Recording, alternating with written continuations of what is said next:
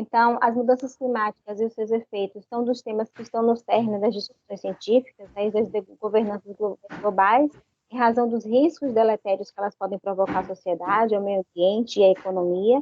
Então, diante disto, vale destacar que a amplitude de fenômenos extremos e a variabilidade climática, elas podem afetar a biodiversidade, a produção agropecuária, a segurança alimentar, né, interferindo na estabilidade dos sistemas socioecológicos como um todo, né? Então, a seca é um dos fenômenos naturais que possivelmente tem sido agravado pelas mudanças climáticas, e ela tem se apresentado com maior constância e intensidade, aumentando, por consequência, a suscetibilidade que o território, né, que a região tem de desertificação, né, as regiões semiáridas, e estudos que vêm sendo desenvolvidos por Santos e por Dourado apresentam, né, já essa questão de que o semiárido, né, por conta das suas vulnerabilidades, ele está mais suscetível ao processo de desertificação.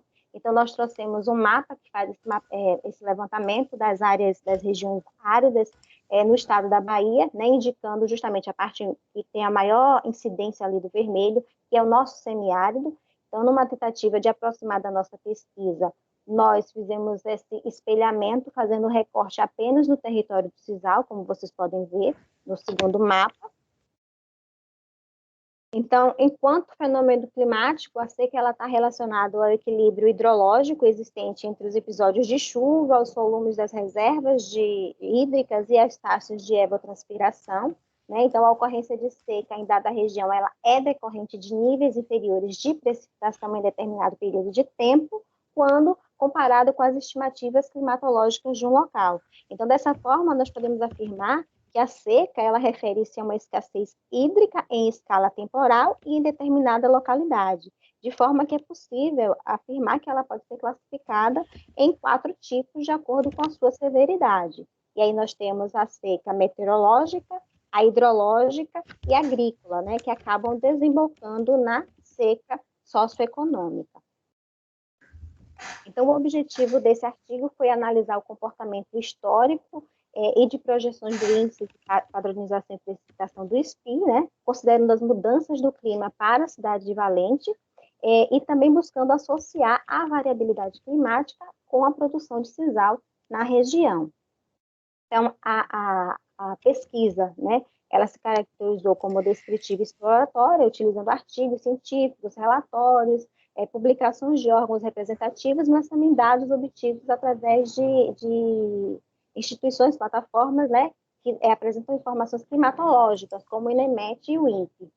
Então, o locus da nossa pesquisa, como já foi anunciado no objetivo, foi o município de Valente, que está localizado no território do Sisal e integra o semiárido brasileiro, o semiárido baiano, está situado a 358 metros de altitude em relação ao nível do mar, né? Ele tem uma extensão territorial de 394 quilômetros quadrados, uma população estimada de 28.800 habitantes. Além disso, o clima do município de Valente ele é caracterizado como BSH, que é um semiárido quente. A economia do município de Valente ela é baseada na agricultura, e nós temos a cultura da mandioca, do feijão e do milho, sendo uma produção baixa, né, devido às características morfoclimáticas. Tem-se a pecuária, né, com a criação de bovinos e caprinos, e temos a indústria do sisal, que é quem, de fato, move a economia local. E aí vocês podem ver as fotos que eu trouxe, né, nós trouxemos da planta industrial da APAEB, que é a indústria que tem na cidade. Então, o processo de análise, de coleta e dado dos nossos dados, né, nós coletamos os dados no INEMET, né, para estabelecer um processo histórico, e no INPE, né, através do Projeta, para realizar as previsões. Então, os dados do INEMET, eles foram obtidos na estação convencional de Serrinha, né, porque essa era a cidade que tinha uma estação convencional mais próxima do município que era o nosso escopo de estudo, que era o município de Valente, e ela fica situada a 60 quilômetros de distância. Então, as informações que nós coletamos foram referentes à temperatura e precipitação e obedeceram um intervalo de tempo de 39 anos, né? Foram desde 1980 até 2019. Os dados eles foram trabalhados no CLIMEP e também através do DIME para fazer o cálculo do SPI. Os dados do projeto foram dados mensais, né, que obedeceram intervalos de tempo de 10 anos, e foram de 2020 a 2030, né? Um só. Então, o modelo climático que nós utilizamos foi o RADGEN, eu não sei se é essa a pronúncia, mas é o RADGEN 2 ES RCP 8.5, e o cenário escolhido, né, se deu fundamentando-se na explicação de que o acúmulo de CO2 na atmosfera em uma análise temporal mais curta é o que se assemelha mais, é o que se alinha com as políticas e práticas que vêm sendo adotadas atualmente, inclusive para os esforços globais no intento, né, de mitigar os gases de efeito estufa. Além disso, por considerar um cenário mais pessimista, ele não subestima as projeções, né, sendo mais adequado para assessorar no processo de tomada de decisão. Então, todas essas informações, elas confluíram para o estabelecimento do índice de seca, né, para identificar a ocorrência de secas hidrológicas, e essa identificação, esse processo de análise, corroborou a análise que fizemos posterior para verificar se havia uma associação entre a seca e a queda na produção do sisal, né, com base nos dados do IBGE. Então, o território do sisal, ele tem uma localização geográfica intertropical, né, que é associada às características de clima, de temperatura, a maior limpidez atmosférica, dão a essa região, favorecem o processo de evapotranspiração. Além disso, o território do sisal, ele apresenta altos índices de insolação e baixa umidade relativa do ar, e dessa forma é factível afirmar que o período seco, ele é predominante na área, né, correspondendo a 6 a 8 meses, e aí pode atingir até 11 meses, dependendo da aridez que é identificada na área. E observa-se também que a elevada insolação na localidade faz com que a mesma apresente alta periodicidade de secas, bem como de chuvas torrenciais, que são características do próprio semiárido. Então, a partir das análises que fizemos do município no CLEMEP, desde 1980 até 2019, observou-se que a média máxima das temperaturas mensais para o local, né, para a região, oscilaram entre 26 e 33 graus, e a mínima entre 17 e 21 graus. Quando observamos isso sobre o prisma dos meses, observou-se que outubro e abril são os que apresentam as maiores temperaturas, né, que são temperaturas acima de 30 graus, e junho e agosto, né, foram aqueles que apresentaram as menores temperaturas, com 26 e 28 graus. Com relação ao volume das chuvas, observou-se que o mês de junho ele possui a maior média mensal, né, com cerca de 86 milímetros, enquanto os meses de setembro, como vocês podem observar no gráfico, eles despontam com os meses mais secos, né, tendo apresentado índices que foram de 37 a 34 milímetros, respectivamente. Então, ao procedermos uma análise sobre a média pluviométrica em dias por ano, observou-se que as precipitações maiores ou igual a 1 milímetro, elas ocorreram em 97 dias do ano, né? As maiores ou iguais a 10 milímetros em 21 dias, e as maiores iguais a 20 milímetros ocorreram apenas em 8 dias. Então, tudo isso abarcando essa análise dos 39 anos. E ainda nessa análise dos 39 anos, né, observou-se que a média pluviométrica para a região foi de 752,8 milímetros, né? Além disso, observou-se um decréscimo das chuvas na região a partir de 2011. Então, dentro dessa amostra, 60% dos anos, eles apresentaram desvios negativos dos índices pluviométricos, sendo que em 75% dos anos, as chuvas estiveram dentro de mais ou menos um desvio padrão, ou seja, as precipitações elas variaram em torno de 210 milímetros para mais ou para menos da média histórica que foi observada. Então, há excepcionalidade a esses casos, fica por conta dos anos de 1985, né, quando se observou precipitações de 1.177 milímetros, e do ano de 1989, quando a gente observou ali precipitações em torno de 1.364 milímetros, né, que foram índices acima da média que foi estabelecida.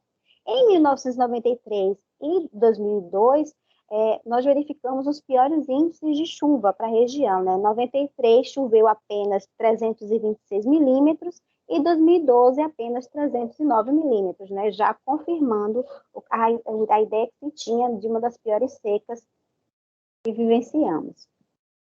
Então, realizando, né, uma análise sobre o SPI entre 1980 e 2019, observou-se que houve uma seca hidrológica mais acentuada nos anos de 1993, né, como aponta a primeira seta, entre 2011 e 2014, bem como entre 2017 e 2018. Então, esses dados, eles foram unidos, né, como eu já falei, aos dados de produção que nós obtivemos do IBGE.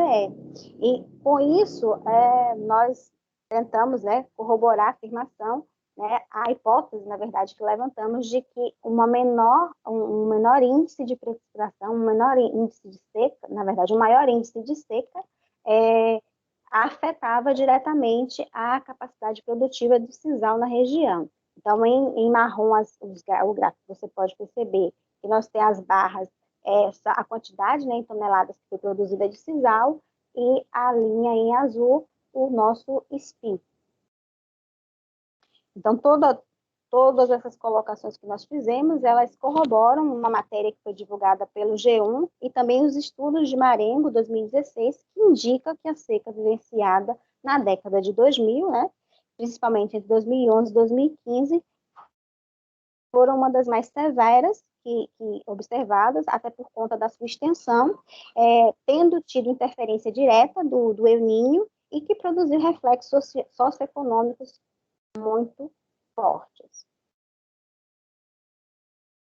Agora, aqui no gráfico, né, da curva do SPI, né, no processo de projeção do município de Valente entre 2020 e 2030, percebeu-se que a seca ela tende a agravar-se, né, tendo sido registrado em 98% do período valores abaixo de zero. Então, nesse quadro, nós trouxemos tanto o índice de seca para os anos de 1980 e 2019, quanto para 2020 e 2030, né? E categorizamos. Então, para 1980 e 2019, percebeu-se uma umidade incipiente, né, na maior parte do tempo, que é de 51%, e outros índices de umidade, desculpa. Então, desde moderadamente úmido, com 16%, severamente úmido, com 4%, extremamente úmido, com 1%. A seca foi observada uma seca incipiente de 25% e moderadamente seco de 3%. Não foi observado para o período de 80 até 2019, seca severa ou extremamente seco. Porém, nas projeções de 2020 a 2030, nós não observamos nenhum índice de umidade, como vocês podem ver no topo da tabela, mas em contraposição, né, nós temos secas lá, desde a seca incipiente com 26%, o moderadamente seco com 23%, severamente seco com 29% dos meses e extremamente seco em 21%. Então, diante de tudo isso, pôde-se constatar, a partir desse estudo, que a região cisaleira, em especial o município de Valente, ela sofre frequentemente com a seca meteorológica e suas derivações, e que as perspectivas futuras, considerando os cenários mais acentuados de mudanças climáticas, elas tendem a proporcionar uma estiagem mais severa e prolongada, que poderão se traduzir em secas socioeconômicas, aumentando a susceptibilidade à desertificação e à vulnerabilidade socioambiental na região. Vale destacar que a seca, e seus impactos. Ela não é uma realidade apenas do semiárido brasileiro, né? A OPAS e a ONS, ela já aponta a seca como uma das principais causas de desastre natural, né? Desastres naturais, sendo as regiões mais pobres e em desenvolvimento as mais vulneráveis a ela, de modo que podemos afirmar que ela é uma realidade amarga em todo o globo e que se transveste, né, em vários momentos, como pobreza, fome, desnutrição, morte, miséria, e onde quer que ela se faça presente. Então, diante dessa narrativa, os horizontes das mudanças climáticas, elas devem ser pauta presente tanto na ciência quanto na tomada das decisões, das governanças, né, com viés de mitigar suas causas, seus efeitos, buscando, né, aumentar a resiliência dos sistemas socioecológicos. Então, assim, encerramos a nossa apresentação, né? Aqui estão as nossas referências bibliográficas e fechamos agradecendo com essas duas imagens que nós temos do município de Valente. Muito obrigada.